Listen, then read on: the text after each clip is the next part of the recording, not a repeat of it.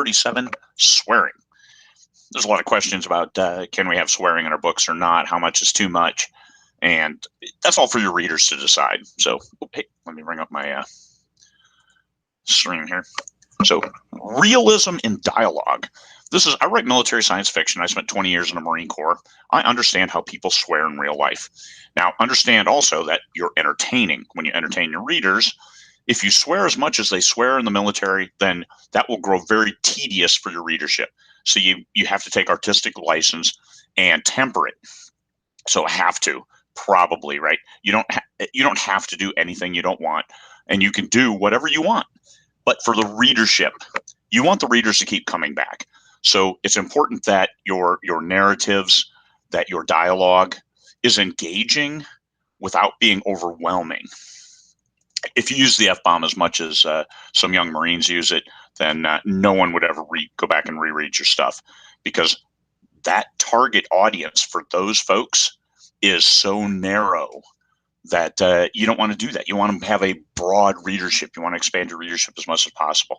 So smattering it in every now and then, hey, that adds that level of realism without being overwhelming. So that's what I do. I'll throw in. I have my sweary books, and then I have my young adult books that I don't have swearing in. Although my biggest series, Free Trader, the very first word in the book is ass. So ass, but it's a cat saying it. It's okay when cats swear, because he's calling a human an ass, and everybody seems to be good with that. Tens of thousands of readers can't be wrong, right? So, but what about swearing in narrative? This is where in third person omni, where you're in the narrative part in between dialogue, and throw in various curse words. That's something that you want to temper that. And once again, these are my opinions.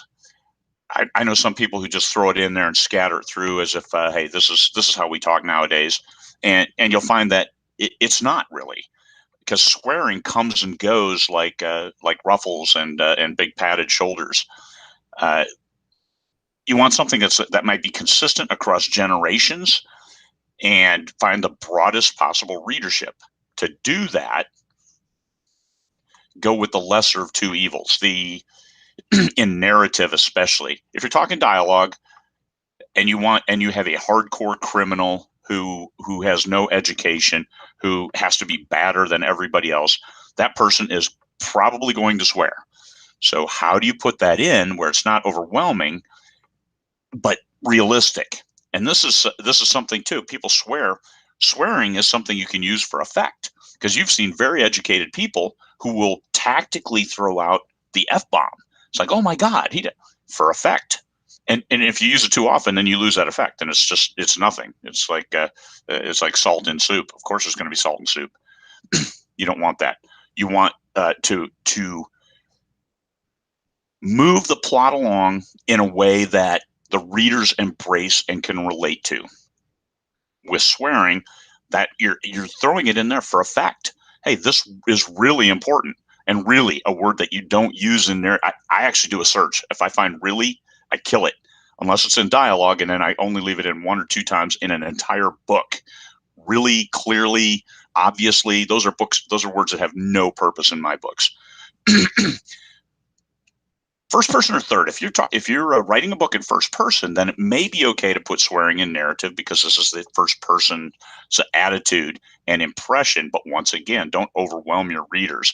Third person omni, that kind of viewpoint, I don't see swearing in narrative at all, because it's more of a technical, an observation, a description, moving the plot, a description of an action. What about faux fucks, frakkers, like you see in Battlestar Galactica? They make up a word. Everybody knows what that word means, but it's all of a sudden it's okay because you said frack or said F-bomb. Use your choice. I'm writing a current military sci-fi, and I am making up swear words just because, hey, it's cool. It worked for Battlestar Galactica, and it's very clear what you mean. Now, swearing in young adult, this is something that is questions on both sides. I have young adult books that have no swearing in them, and I have young adult books that I've put for 16 and older, and they have F-bombs in them. They have no sex, but the they're still listed in YA categories because 16. You can go down to 13 for YA. If you make it 12, then it gets put in middle grade, and you absolutely don't want to go there.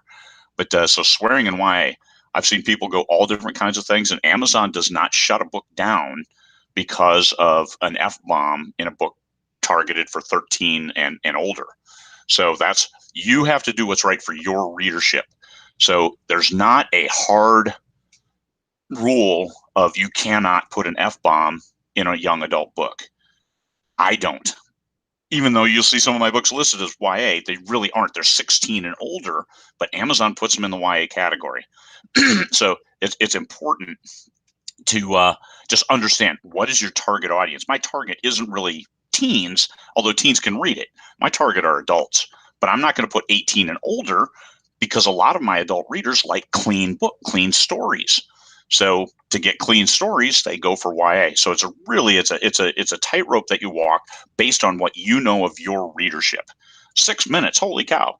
Don't say the F-bomb. Okay, yeah, you can, but use it tactically. Don't overuse any words in your narrative. Keep them exciting and fresh, and deliver for your readership. All right, everybody, that's plenty for today. Peace, fellow humans.